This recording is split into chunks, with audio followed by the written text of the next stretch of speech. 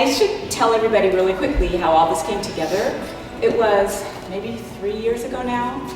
I went to a coffee shop I never go to because they're way too expensive. But I stopped into this place and her work was on the wall and I didn't know this artist at all. And I was just like blown away by the paintings. They're mostly black and white landscapes, just like this, really minimal, just beautiful, like open and free landscapes. And I think when I looked at those, I was wishing that like my mental landscape was what Kim painted.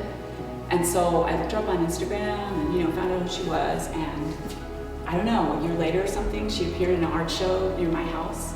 And I went into your booth and we started dialoguing on Instagram. Yeah. And then I just became a big fan of your work, and then we met each other, and that was amazing. Yeah, and it's cool because our work is like very similar but really opposite, and that's where the title of the show came from as well. I think some of the sensibilities are the same. It's so interesting. Yeah.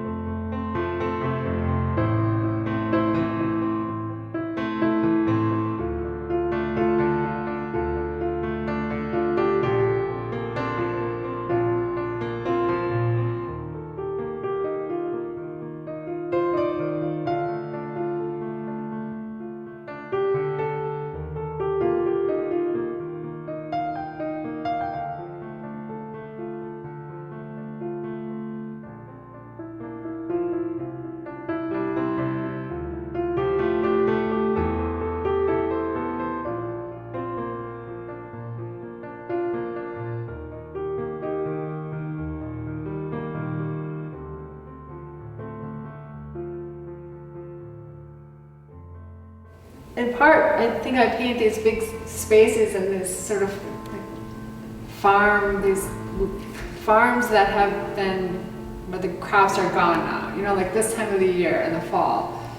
I'm kind of terrified of it. I don't know anything about that space, but I'm fascinated. And I think that fascination is what has inspired a lot of the work.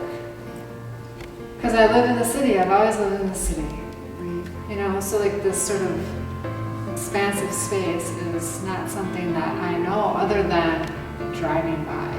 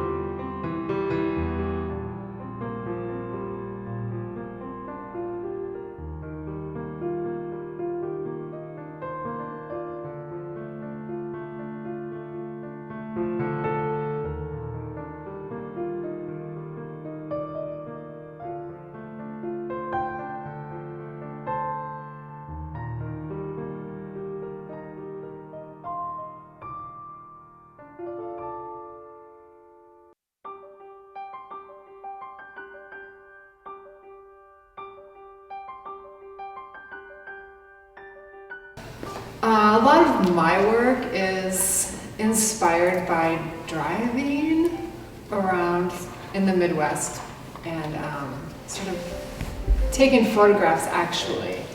So since I was a young person, I've taken photographs of the land, drive-by style, but I never have really shown my photographs, and I always wanted to try to figure out how to express what I'm seeing in those very quick moments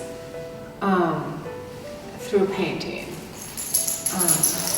Initially, I was doing very hard-lined work, and it wasn't quite having that feeling of this big, expansive space in a contained area. So kind of took a break and got into printmaking. And I think the process of printmaking and how slow it is and precise because of the registration just sort of shifted how I work. And I started painting again, I started watercolor painting, and something just sort of clicked. And the little looseness that is in the paintings was really expressing that tiny little details in the land that we see when we drive around that we don't necessarily focus on, I think. And that is really sort of what my work is about just like experiencing the land and our environments, but taking like the most simple elements that sort of trigger our memory and the things that we think about and don't necessarily realize that we're seeing.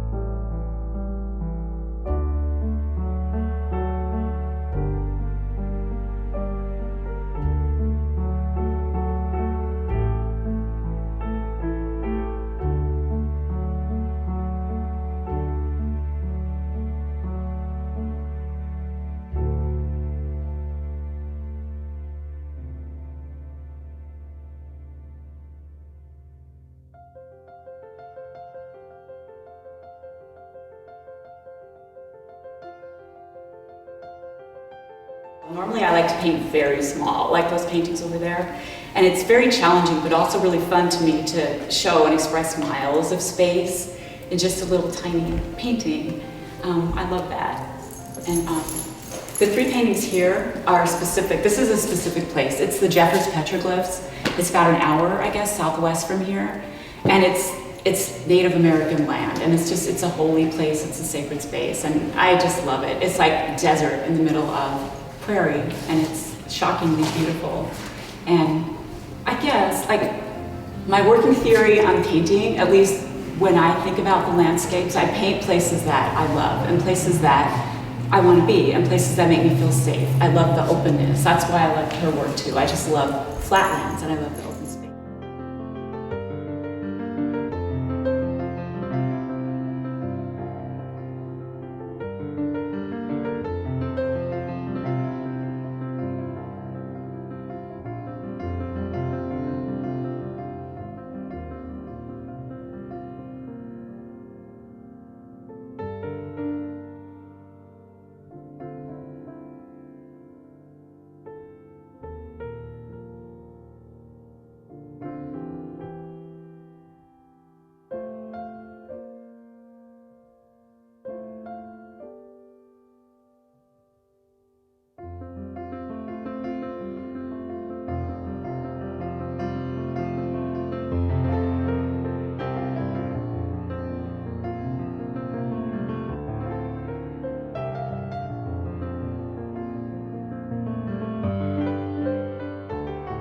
I really believe that they know the people they want to be with, and they know the people they don't want to be with, and they know as well the landscapes where they feel at home.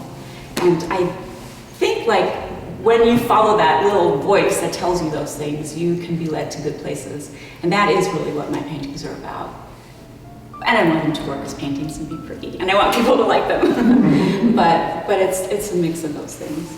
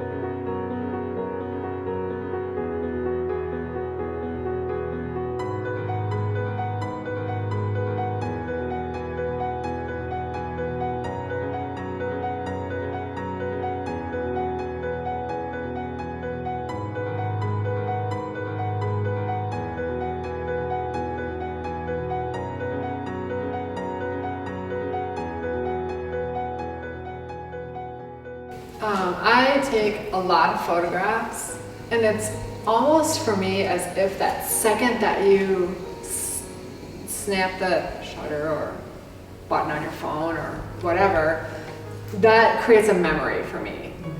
And when I start painting, there's other elements of the land that I really love, and I don't know, well, it happens on big water also, but those little subtle details of the land and the sky being almost the same color. It happens in the winter if you drive by a field. The land is all white from the snow and the sky is all white from the clouds. And you kind of sometimes can't really tell what's what. And that's a lot of the reason why my paintings, like the blue one over here, that's actually two different colors. So I always kind of have the separation and then what happens at the horizon line. So what happens when I make these paintings, I make these colors that sort of, they're not quite white, they're not quite, they are blue, but like I love when the sky is like in those ranges where we're not quite sure. And so then this gets painted and sanded, and all the while I'm just sort of, I don't know, thinking about my experiences driving around. And then with water and paint, like this sort of, these trees and elements of the land that they just come out. I'm not sure. You know, I don't mean to be so loose about it, but it's something that happens very organically, but with purpose.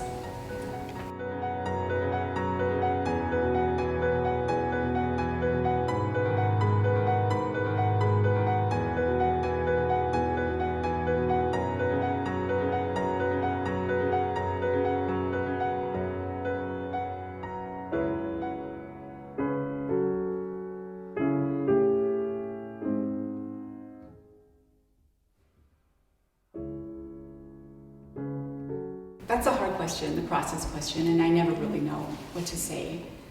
Because I just, like I told Kim today, when I got my MFA at Hamlin, there was a class called Creative Process.